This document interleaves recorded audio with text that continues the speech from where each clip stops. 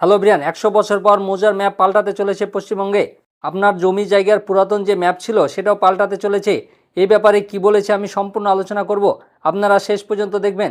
দেখার আগে যারা নতুন আছেন চ্যানেলটাকে সাবস্ক্রাইব করে দিবেন, আর যারা ফেসবুক থেকে দেখবেন অবশ্যই পেজটাকে ফলো করবেন। কি বলেছে দেখুন, শেষ ক্যাডাস্ট্রাল সার্ভে সিএস ম্যাপ তৈরি হয়েছিল স্বাধীনতার আগে ১৯২৫ সালে। ১০০ বছরে গঙ্গা দিয়ে অনেক জল বয়ে গেছে, শহরে রূপান্তরিত হয়েছে বহু গ্রাম, শিল্পতালুক, বহু কৃষিজমি। মানে ১৯২৫ সালে মৌজার ম্যাপ তৈরি হয়েছিল প্রায় ১০০ বছর আগে, আর তারপরে আর কোনো তৈরি হয়নি। অনেক কৃষিজমি, গ্রাম বা শিল্প তালুকে পরিবর্তন হয়েছে, কিন্তু মৌজার ম্যাপ সে পুরাতনই থেকে গেছে। সেই সব রূপান্তরের খতিয়ান নিয়ে তৈরি হবে রাজ্যের নতুন সিএস ম্যাপ। নবান্ন সূত্রের খবর, শীঘ্রই শুরু হবে সমীক্ষা।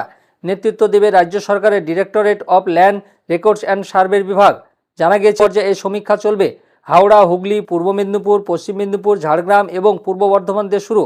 দ্বিতীয় পর্বে পশ্চিম বর্ধমান, বাঁকুড়া, পুরুলিয়া, বীরভূম, নদিয়া, উত্তর ও দক্ষিণ ২৪ পরগনা এবং তৃতীয় পর্বে আলিপুরদুয়ার, কোচবিহার, জলপাইগুড়ি, দার্জিলিং, কালিম্পং, উত্তর ও দক্ষিণ দিনাজপুর, মালদা এবং মুর্শিদাবাদের ক্যাডাস্ট্রাল সার্ভে হবে।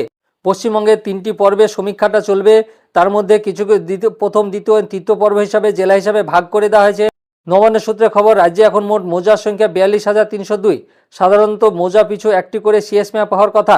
পশ্চিমবঙ্গে টোটাল মৌজা আছে ৪২,৩০২। সাধারণত মৌজা পিছু করে সিএস ম্যাপ হওয়ার কথা, কিন্তু বড় মৌজার জন্য একাধিক মানচিত্র তৈরি হবে, যে কারণে সিএস ম্যাপ তৈরি হবে ৬৮,৪৫৩টি। যেসব মৌজাগুলো বড় তাদের দুটো করে মৌজা ম্যাপ তৈরি হবে। জানা গিয়েছে এবারই প্রথম ক্যাডাস্ট্রাল সার্ভের সঙ্গে ভেক্টরও সার্ভে করা হবে, যাতে বোঝা যায় রাজ্যের কোন কোন জায়গায় মশার বংশবৃদ্ধি ঘটছে, কোথায় ডেঙ্গু, ম্যালেরিয়া এবং চিকুনগুনিয়ার প্রাদুর্ভাব বেশি ঘটছে। আসলে কোনো মৌজার ভূগোলে ৩২% বেশি পরিবর্তন হলে সেখানে নতুন মানচিত্র হওয়ারই দস্তর।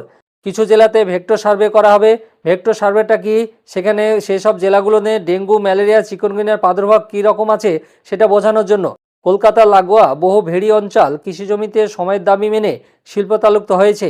কোথাও মাথা তুলেছে নতুন নগর, কোথাও স্পেশাল ইকোনমিক জোন, যেমন রাজারহাট, নিউটাউন। আবার মুর্শিদাবাদ, মালদার মতো গঙ্গা তীরবর্তী এলাকায় ভাঙনের জেরে বহু এলাকা জলে তলিয়ে গেছে। সেসব প্রতিফলিত হবে নতুন সিএস ম্যাপে। জানা গিয়েছে ১৮৫৫ সালে প্রথম ক্যাডাস্ট্রাল সার্ভে হয়। ম্যাপ তৈরি হয় ১৯২৫ সালে। ১৯৫৪ থেকে ৬২ সালের মধ্যে তার সংশোধন হয় এবং ১৯৫৫ সালে তৈরি হয় ল্যান্ড রিফর্মস অ্যাক্ট। এবছরে রেভিনিউ সার্ভে ম্যাপও তৈরি করা হয়। এখন যে মৌজাগুলো আছে সেই মৌজাগুলোতে দেখা যায় তার বাড়িঘর, জমি জায়গা ও নদীর বক্ষে দেখাচ্ছে, মানে নদীতে পড়ে গেছে। সেগুলো কিন্তু পরিবর্তন করা হয়। অনেক কৃষি জমি আছে যেখানে বড় গ্রাম তৈরি হয়ে গেছে বা অনেক শিল্প তালুক শহর তৈরি হয়ে গেছে, সেসবগুলো অবশ্যই পরিবর্তন করা দরকার। সেগুলো পরিবর্তন হলে মানুষের সুবিধা হবে। মৌজার নতুন ম্যাপ হলে কেমন হবে আপনারা অবশ্যই কমেন্ট করে জানান। আমার এই ভিডিওটা ভালো লাগলে লাইক এবং শেয়ার করে দেবেন, আর যারা নতুন আছেন চ্যানেলটাকে সাবস্ক্রাইব করে দেবেন, আর পাশে থাকা বেল আইকনে ক্লিক করে দেবেন, যাতে এই সংক্রান্ত আরও ভিডিও আপনি প্রথমেই পেয়ে যান। আর যারা ফেসবুক থেকে দেখবেন অবশ্যই পেজটাকে ফলো করবেন। ধন্যবাদ।